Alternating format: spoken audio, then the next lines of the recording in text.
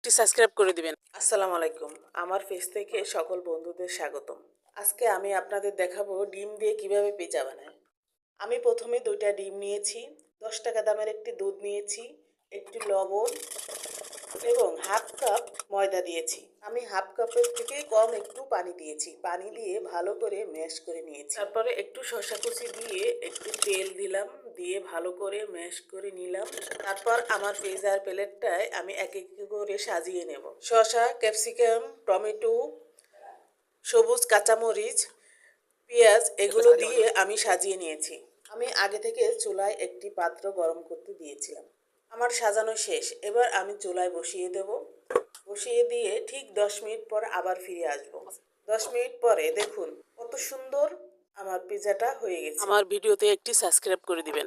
এই ধরনের নতুন নতুন রেসিপি পেতে আমার পেজটি ফলো করে রাখুন। লাইক কমেন্টের মাধ্যমে আমার সাথে সবাই পরিচিত হবেন।